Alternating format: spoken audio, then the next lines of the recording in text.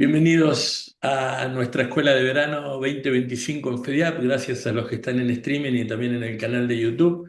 Hoy vamos a dar nuestro primer paso en este ya adelantado verano 2025 con un gusto pero muy grande que nos queremos dar es volver a presentar a Manuel Álvarez Tronché. Ya lo hemos tenido dentro de nuestras conversaciones con FEDIAP, pero bueno. Es un buen momento antes del inicio del ciclo lectivo de charlar un rato con alguien que ha dedicado parte de su vida profesional y de su vida personal también al tema educativo. Muchas gracias, Manuel, por estos minutos. No, muchas gracias a ustedes y para mí es un gusto, un orgullo, un honor estar en FEDIAP y tener esta conversación con ustedes que son los verdaderos héroes de toda esta epopeya educativa del país. Muchas gracias. Bueno, Manuel es abogado, es profesor de la Facultad de Derecho de la Universidad de Buenos Aires, es el presidente del proyecto Educar 2050, es secretario general de Reeduca. Ya vamos a hablar un poco de lo que son lo que es, mejor dicho, la red de organización latinoamericana para la mejora de la educación en Latinoamérica. Ha sido profesor de la Universidad SAD y es miembro del Consejo Asesor de la Universidad Siglo XXI aquí en Argentina. Y bueno, lo primero que queríamos para poder aprovechar al máximo el tiempo es que un poco cuente lo que es el proyecto Educar 2050. Bueno, cómo no, como el nombre lo indica, Educar 2050 fue un proyecto creado a largo plazo, ya han pasado 18 años, pero con una meta en una Argentina del futuro que no solemos pensar con tanto plazo, ¿no? A tanta distancia. Y eso fue lo que nos convocó a un grupo de personas que en el año 2007, cuando fue el nacimiento formal, sin perjuicio que en el 2006, 2005 ya nos habíamos juntado, comprobamos que la realidad argentina nos obligaba a comprometernos. Y cuando nosotros nos dimos cuenta que el problema mayúsculo del país era aquellas noticias que circulaban después de la crisis del 2001-2002, en el exterior lo leímos, yo vivía en el exterior con un grupo de amigos, y las noticias eran hambre en el país de la carne. Esto se conoce y se entiende muy bien en la Argentina por lo que supone, hasta por el dolor y la vergüenza que significa, ¿no? Y comenzamos precisamente en un grupo de escuelas rurales, porque nos fuimos al norte de la Argentina, donde las noticias eran comparadas con lo que era el África, ¿no? La pobreza de lo que era Biafra en ese momento. Y los artículos de vuelta que salían en el exterior eran muy duros. Y para hacer una síntesis, les diría que el mejor camino que encontramos para luchar contra esa realidad fue la educación. Al principio fuimos con lo que yo le llamo la soberbia porteña, ¿no? Fuimos Ujú. a decir, ¿qué necesitan? Y la verdad que nos contestaron con mucha sabiduría, ¿no? No necesitamos, sentémonos a conversar, hagamos un trabajo más conjunto en equipo. Y eso, ya les digo, de vuelta, nació con docentes rurales específicamente para señalarles el origen en Tres Isletas, Chaco, Ujú. la Puerta del Impenetrable. Eh, Hoy estamos en todo el país y con una red que ahora les voy a contar de las 24 jurisdicciones de Argentina y tenemos un vínculo muy fuerte con autoridades de todo el país. Pero lo que quiero detenerme desde el comienzo, sobre todo estando en FEDIAP, es el ejemplo, la llave transformadora que tiene el docente rural. Para nosotros fue toda una lección, encontramos mucho más que un docente y decidimos entonces comprometernos con la enseñanza y el aprendizaje como llave para la construcción de una Argentina igualitaria, distinta, desarrollada. Esto, como les digo, fue en el año 2007. Comenzamos con un trabajo quizá al principio más de asistencialismo a 30, 40 escuelas de esta zona, del Monte Quemado Chico, toda la zona, digamos, del conurbano, llamémosle, de Tres Isletas y después en el monte, ¿no? Eh, y ahí poco a poco nos fuimos dando cuenta que necesitábamos organizar mejor a esta asociación civil que recién nacía y nació este compromiso con el futuro y con, por eso el nombre de Educar 2050, Proyecto Educar 2050, y nos dimos cuenta que estos docentes tenían una enorme potencia para dar, pero necesitaban ser apoyados desde el punto de vista de la incidencia en política pública.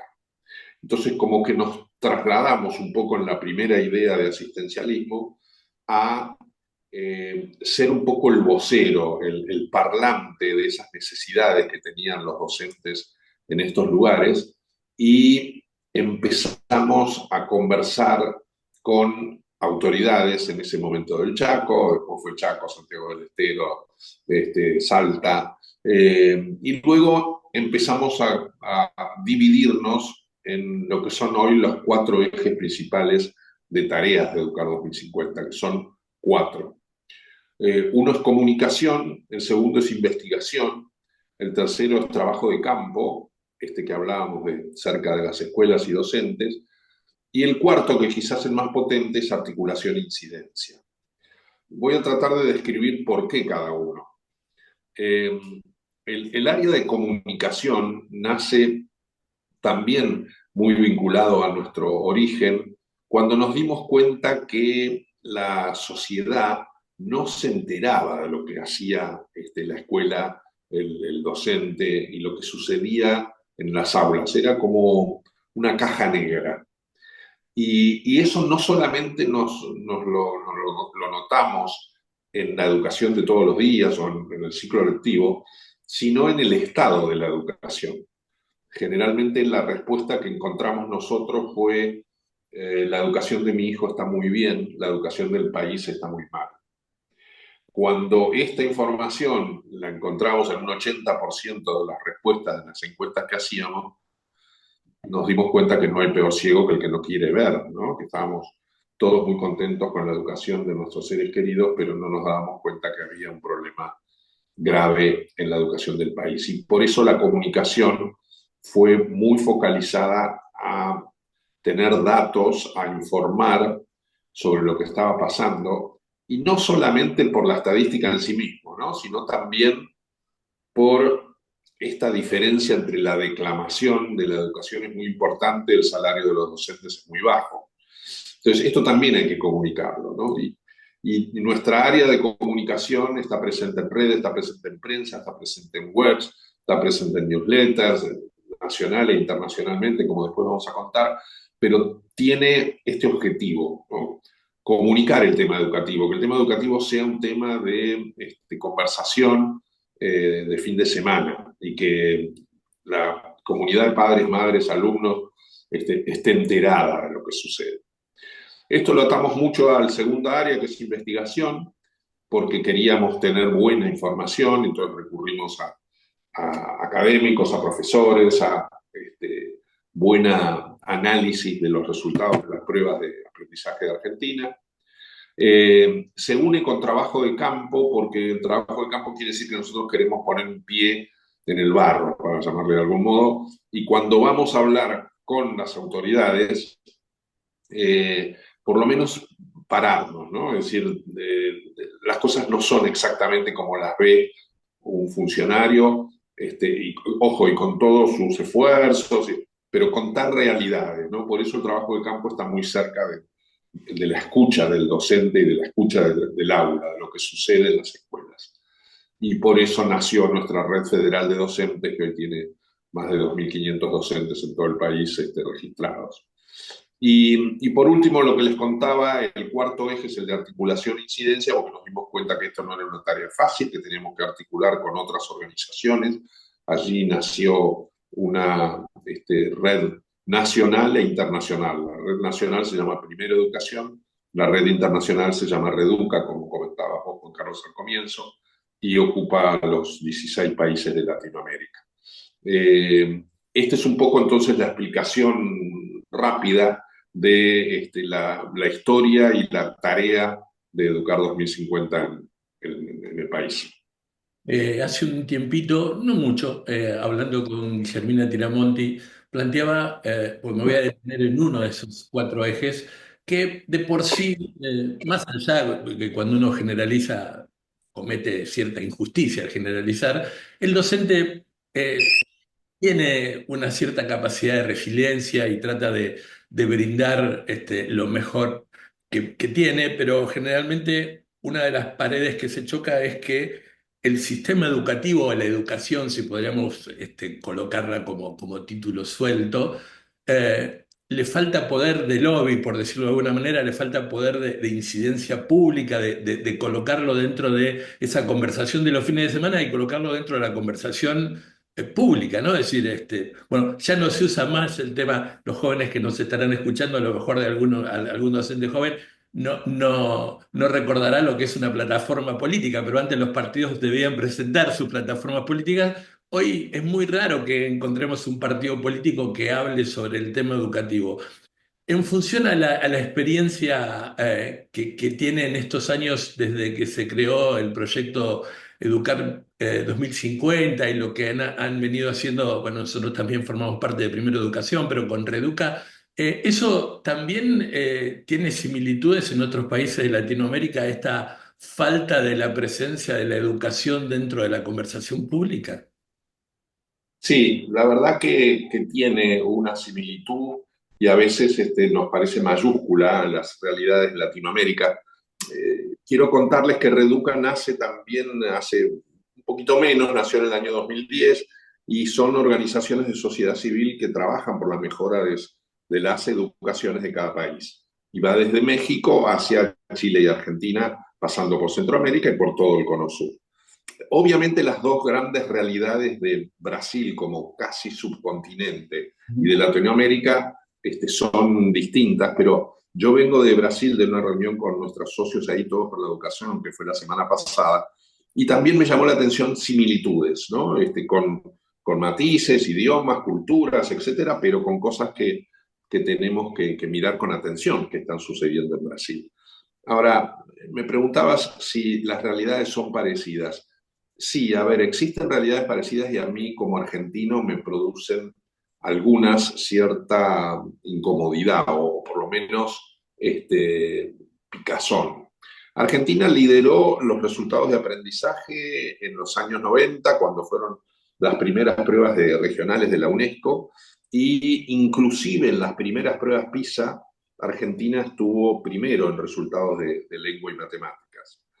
Eh, Hoy en las pruebas de los resultados de las pruebas UNESCO, de las regionales, estamos octavos. Y también hemos descendido en las evaluaciones PISA en forma mayúscula. Eh, Nosotros estábamos por encima de Chile, hoy Chile lo lidera ampliamente, Uruguay, Costa Rica, Colombia, Brasil, Perú, todos esos países nos han pasado. Si esto sucediera en fútbol, sería un drama. Siempre lo comentamos con colegas, ¿no? Seguramente habría hasta manifestaciones. No me puedo imaginar la Argentina en una séptima o octava posición en Latinoamérica, lo que esto supondría. Sucede en educación, un poco lo que comentaba, ¿no? No hay una conversación seria educativa sobre lo que necesita la Argentina, lo que vive, esto que comentábamos de la diferencia entre la declamación y el hecho real, ¿no? Con lo cual, no ha sido un tema de diarios y vos comentabas que no ha sido casi un tema político. La verdad que nosotros en las campañas presidenciales, ya desde hace 3 campañas, llevamos adelante una que se llama Yo Voto Educación, ¿no? Y que motivó en algún momento, me estoy refiriendo hace 3 elecciones atrás, presidencial, a un debate de futuros ministros de educación, que fue un lujo, lo hicimos en la Facultad de Derecho, en el mismo lugar donde se hizo después el debate presidencial, y participaron gente de nivel como Gustavo Yáñez, en ese momento por el masismo, Irene Kitt, que iba Accionismo. claro, por el justicialismo, y Esteban Bullrich, que iba por el PRO. y además fue una conversación de lo más respetuosa. Eh, y esto lo hemos intentado volver a hacer, no se pudo, inclusive no se presentó en este caso de la última elección, La Libertad Avanza, no vino a la invitación.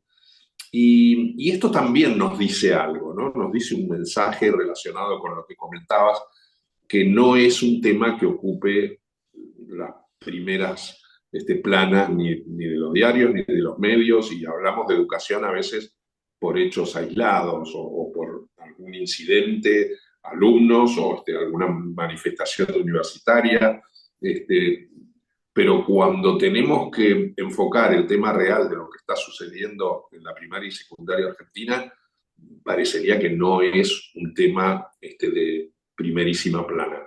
Yo creo que hay algún progreso en eso y creo que muchas organizaciones hemos empujado para que esto cada vez esté más presente. Todavía nos falta. Y si lo comparo con lo que está sucediendo en otros países vecinos, que también era tu pregunta, en muchos ha tomado más trascendencia. Y les diría que es un punto muy mirado por el votante, ¿no? ¿Cuáles son los planes educativos? ¿Cómo va a ser el trato al docente como funcionario tan relevante en lo que es el futuro del país? ¿Cómo es el presupuesto educativo? Acá nos hemos perdido en números, en datos, y no, estos temas no han salido con la nitidez que necesitamos. Nosotros en algún momento nos sorprendíamos en alguno de los viajes que habíamos hecho a Brasil, sobre todo por alguna cuestión profesional.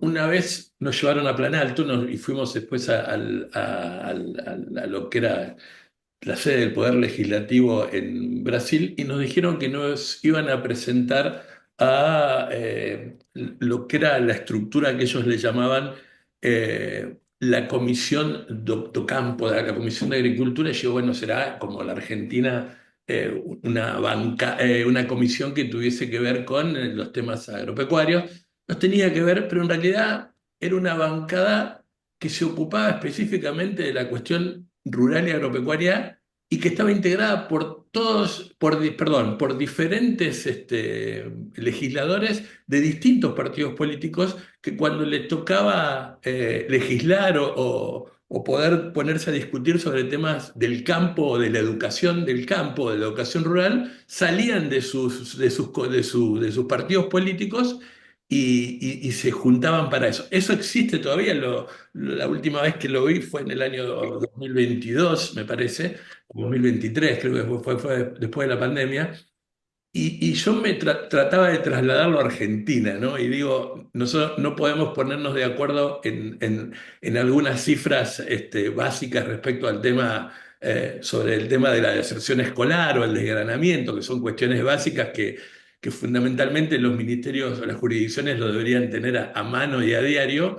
Sería casi inimaginable que eso pase, que aquellos interesados en el tema educativo rural salgan de la pertenencia para buscar otro que es más fuerte que su pertenencia local, de arraigo. Eh, en Argentina, bueno, voy a robarle el ejemplo que dio del tema del fútbol porque me parece muy, muy interesante, así que cada vez que lo use, voy a decir que fue robado a Manuel Álvarez Tronché, me parece muy interesante. Pero en Argentina somos todo eso, un poco, y voy a hacer esta analogía, somos un poco directores técnicos de fútbol, ministros de Economía, grandes diagnosticadores. Eh, Desde la mirada de alguien que estudia y que se preocupa por el tema, ¿ya es suficiente el diagnóstico que hay y es momento de comenzar a rodar seriamente el tema o todavía nos falta ahondar más en la problemática educativa? A ver, la pregunta creo que es muy profunda, no la quiero contestar corto. Eh, lo primero es que hay que reconocer que el tema educativo no es fácil. Esto no hay una varita mágica y nos van a mentir si viene alguien y dice, no, esto es sencillo, lo vamos a solucionar de esta forma. No, yo creo que es un tema complejo y tenemos que estudiarlo con mucho detenimiento y que los que estén tomando decisiones de política educativa sean gente muy formada, ¿no? Lo segundo es que sí hay un camino y yo creo que tenemos suficientes datos y diagnósticos como para ir a la acción, pero ir a la acción con un verdadero pacto educativo que involucre la toma de decisiones cruciales con valentía. Nosotros creo que tenemos ejemplos en el mundo de cambios y de mejoras de enseñanza y aprendizaje en un plazo que yo le puedo llamar 6 años. Esto está medido en la OCDE, está medido en experiencias latinoamericanas, y ya no tengo que ir a buscarlas a Finlandia o a Singapur. Puedo obtener mejores prácticas, algunas en lugares de la Argentina, y muy especialmente en vecinos, ¿no? Mirar lo que está sucediendo Chile, Brasil, Uruguay, los vecinos más cercanos. Eh, pero la pregunta es, ¿por qué no vamos a la acción? Porque la verdad es que, como decíamos antes, desde hace 20 años tenemos información muy dura de que el 50% de los chicos no comprende lo que lee. Estas son informaciones que surgen de las pruebas PISA y de los operativos nacionales de evaluación, los SONE anteriores y lo que vino después las pruebas a aprender. Eh, Sobre esto quiero hacer un doble clic en el que no lo dije. En investigación, nosotros en nuestra página web tenemos información muy relevante sobre todas las pruebas argentinas en diferentes test de resultados de aprendizaje. Y la última que hicimos sobre fin de año, presentamos el último informe que se llama ¿Qué aprendimos de aprender? Y allí tiene un capítulo específico a la educación rural, es decir, a los ámbitos educativos, ¿no? Porque también tenemos que tener en cuenta que el educador rural tiene algunos resultados mejores que los resultados urbanos, ¿no? Con lo cual, para ir de vuelta a su pregunta, ¿tenemos datos? Sí, tenemos datos. Nos faltarán algunas cosas, puede ser, nos faltarán, pero la verdad es que tenemos muy buena información, como para un plan de acción. ¿Por qué no hacemos el plan de acción? En primer lugar, esto lo he escuchado del Banco Interamericano de Desarrollo, del Banco Mundial, de diferentes organismos como la UNESCO. La educación necesita inversión y necesita una inversión organizada. Yo no digo que no sea necesaria la eficiencia, sin duda, y ahora se está haciendo mucho hincapié, el gasto eficiente, pero necesitamos inversión. Los resultados de Argentina de aprendizaje, si se comparan con el mundo desarrollado, también tenemos que decir que la inversión por alumno es 5 veces menor. Y también tenemos que decir que la inversión, si es justamente un tema de el desarrollo del futuro del país es educativo, no puede tener una baja en la inversión como está teniendo Argentina. Esto es muy grave. De vuelta, no es lo único que hay que hacer, pero seamos honestos en el diagnóstico y en la acción de lo que necesita la educación.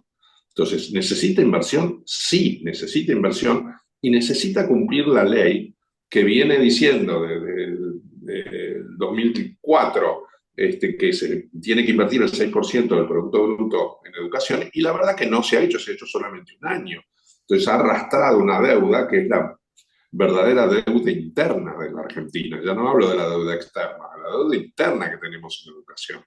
Entonces, eso también está relacionado con comunicación y el reclamo que tenemos que hacer como ciudadanos.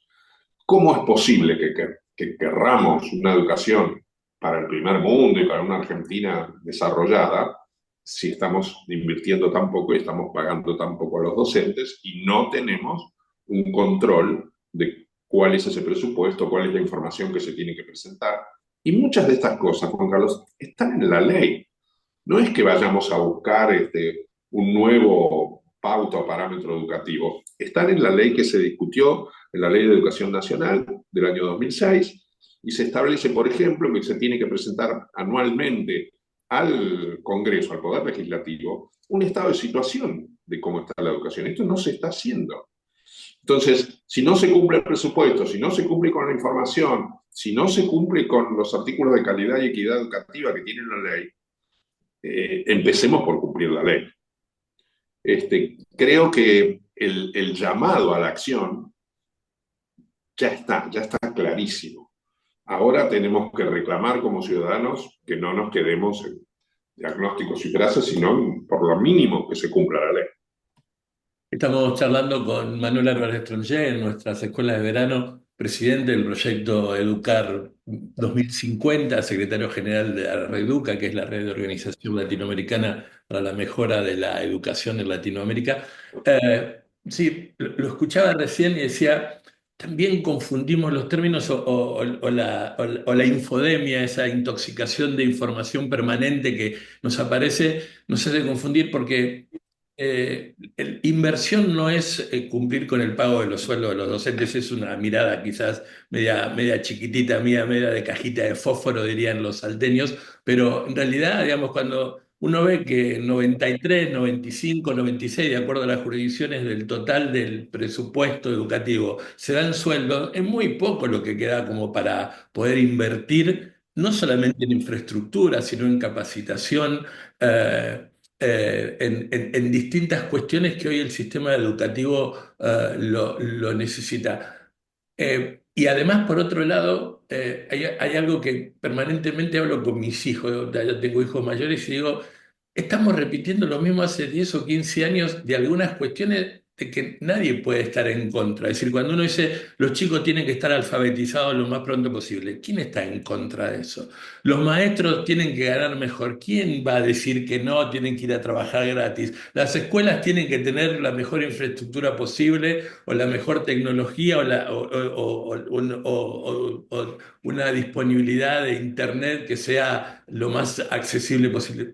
Nadie puede estar en contra de esas cuestiones. Es decir, estamos dando vuelta en una calecita permanentemente y no somos capaces de saltar ocupar argentinos a las cosas, ¿no? Ocuparnos de las otras cosas que son un poco más importantes. Hoy, desde esta perspectiva, ¿dónde está el foco más complejo dentro del sistema? ¿En el jardín de infantes, en la escuela media, en la primaria, en la universidad? Bueno, tenemos problemas en los tres, ¿no? Segmentos. Yo creo que el gran problema argentino hoy es la secundaria por sus resultados y los números, ¿no? Que nos indican que aproximadamente el 50% no termina el secundario, que es la educación obligatoria desde 2006, y que una cifra muy dolorosa, Juan Carlos, en los últimos pruebas a aprender tomadas en el último año de secundaria, en pruebas censales, es decir, que apuntan a toda la secundaria, el 82,4% no pudo resolver un ejercicio de matemática simple. 82,4% en el último año de la secundaria argentina y el 43% no comprende lo que lee en el último año de la secundaria. Con lo cual, el problema de secundaria está tanto por el lado de la trayectoria como por el lado de los resultados. Tenemos problemas en el nivel inicial, problemas graves porque inclusive tenemos problemas de cobertura. Todavía no hemos dado la cobertura suficiente a la nueva obligación legal de tener el nivel inicial desde los 4 años. Y algunos hay con iniciativas de llevarlo a los 3 años. Y creo que es un enorme y muy buen desafío para la Argentina focalizar en la relevancia que tiene el nivel inicial, y acá vinculo con temas de Reduca, ¿no? que han tenido muchísimo éxito estos programas de nivel inicial en Brasil, en México y en Colombia. Y creo que Argentina tiene un desafío para esa extensión del nivel inicial, relacionado con lo que comentabas también de la alfabetización, ¿no? Hoy nos llenamos la boca de que estamos conversando sobre planes de alfabetización y que el programa y el plan estrella es el Plan Nacional de Alfabetización. Me parece muy bien, tenemos un problema, hablando de primaria, que el 69% de los chicos de sexto grado, según las evaluaciones regionales de la UNESCO, no comprenden lo que lee en sexto grado. Entonces, evidentemente está bien. Ahora, estamos hablando de alfabetización, de lo que habló Sarmiento en Sí. 1890. Es decir, cuando los constitucionalistas hablaron del derecho de enseñar y de aprender en 1853, estaban pensando en la lectoescritura. Y hoy nos llenamos de orgullo porque estamos con un Plan Nacional de Alfabetización. Primero que nada, reconozcamos nuestra frustración. Segundo, no tenemos planes que sean muy claros para los docentes, y me gustaría escucharlos, porque la verdad que tenemos 24 planes en la jurisdicción y estamos todavía discutiendo el método estructural, el método constructivista o global y sus éxitos, que además toda la doctrina de la ciencia de la lectura se apoya en el método estructural. Entonces, la verdad que da pena que tengamos este tipo de problemas y como vos señalás, seguimos dando vuelta a la cabecita, porque la verdad no los hemos solucionado. Entonces, desafíos tenemos a montones y creo que como reclamo social y reclamo ciudadano, esto debería estar mucho más alto de lo que está, porque si estamos hablando de una Argentina del futuro, no puede ser que hablemos de alfabetización y no hablemos de la relevancia que tiene la educación y los cambios tecnológicos que estamos viendo, y el chat GPT y el plan Ceibal de nuestro vecino Uruguay, y estamos en otro canal. Ujú. Ahora sobre el final vamos a hablar un poco de Reduca que me interesa, pero voy a dar un salto en el tiempo. Lo invito a jugar unos minutos a imaginar cómo usted visualiza, más allá del sentimiento interno, cómo visualiza los próximos 10 años del sistema educativo en Argentina.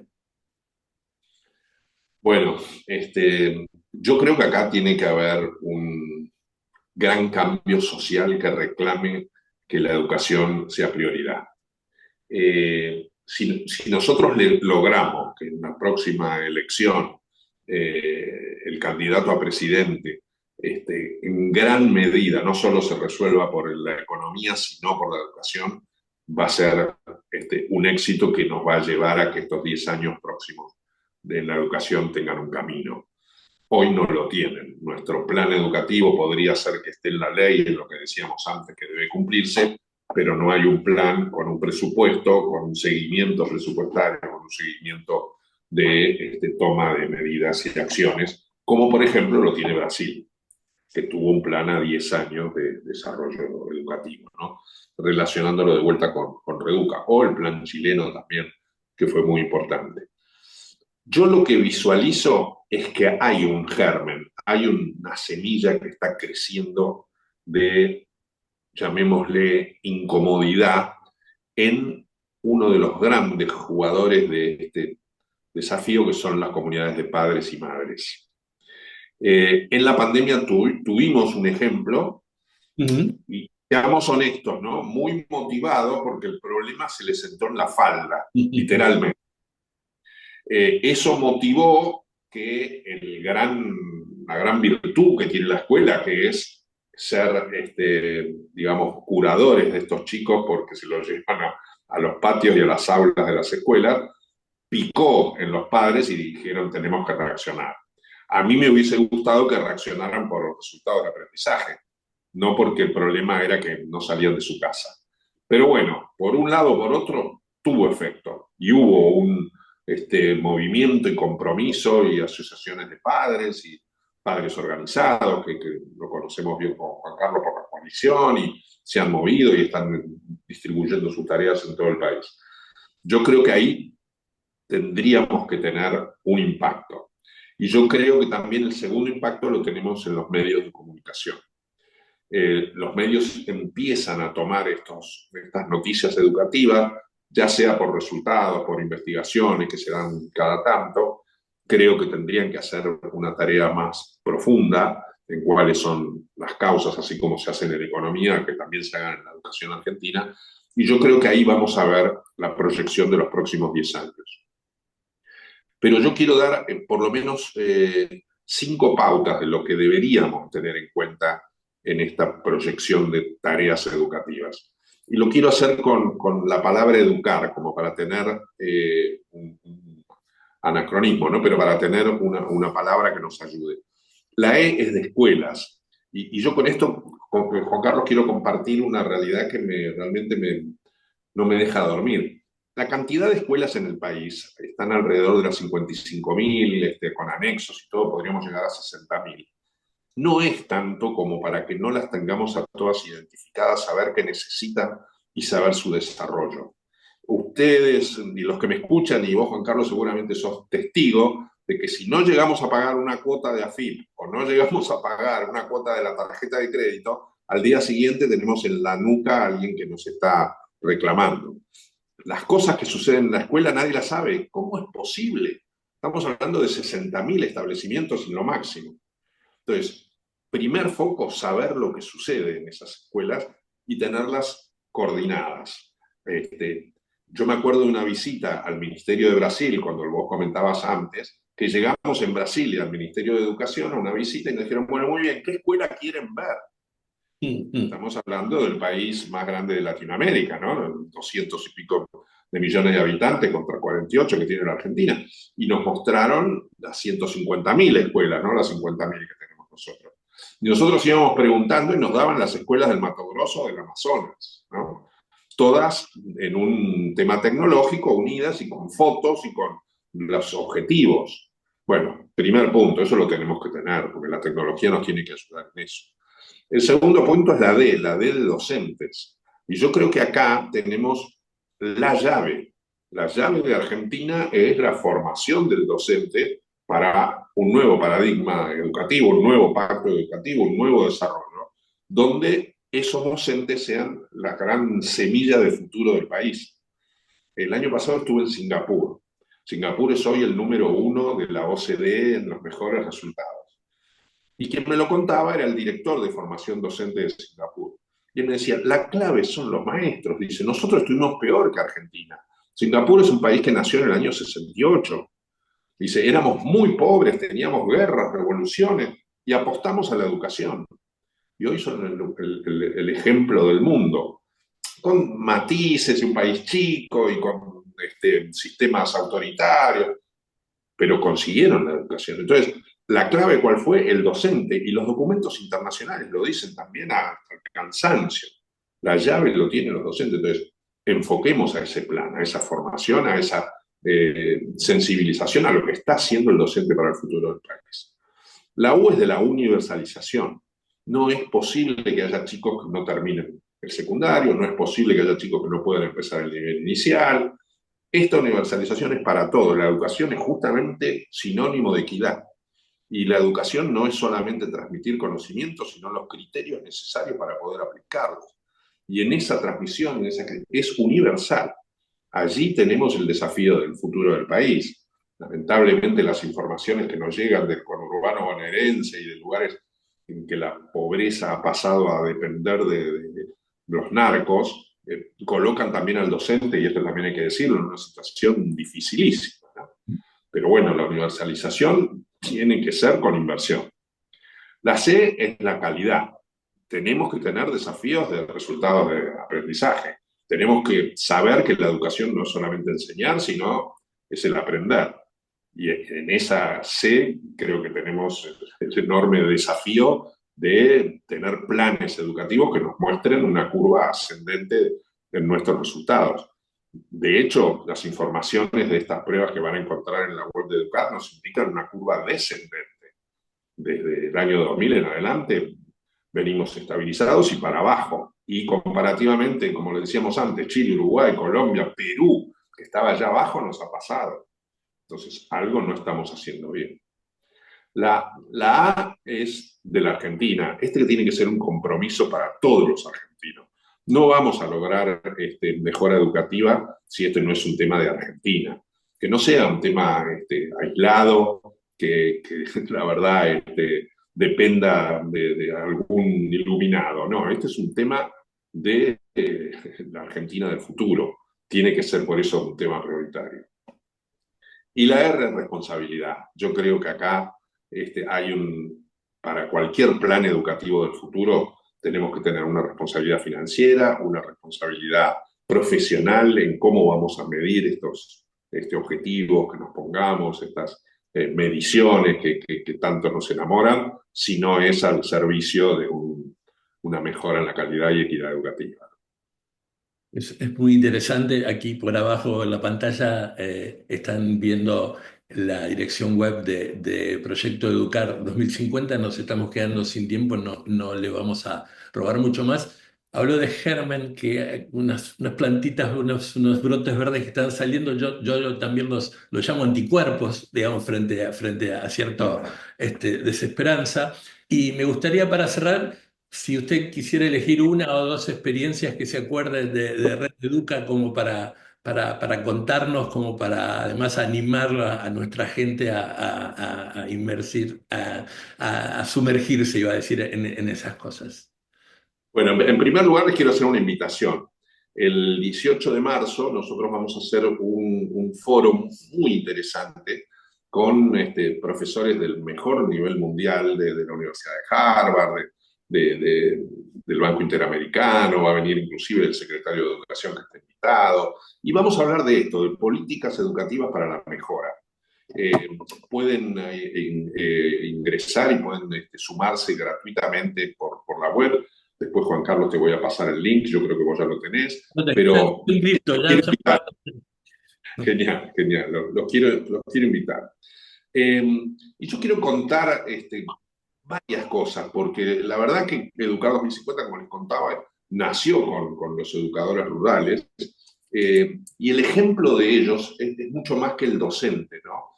A veces me abruma verlos como transportistas, cocineros, psicólogos, madre o padre, tutores, además de docentes, ¿no? Y me imagino que eso tiene una cuota de orgullo, pero también una cuota de cansancio, de que están abrumados, ¿no? Por lo tanto, el primer comentario es el reconocimiento.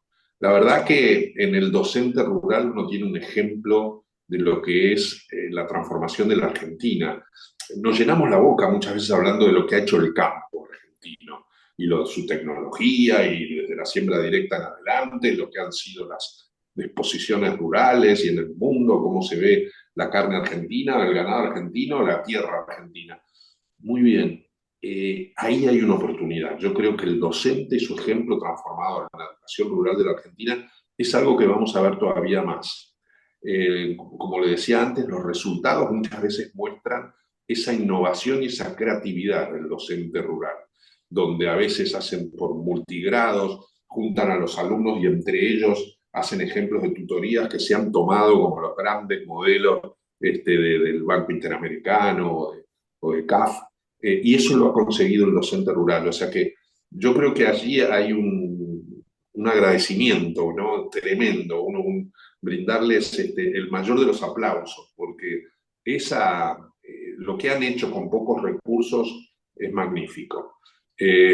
Por supuesto que falta mucho y que cuando hablábamos de los datos y de los números nos duelen, sí, pero la verdad que el educador rural tiene un lugar muy especial en el futuro del país. Y yo creo que ahí su potencial es enorme.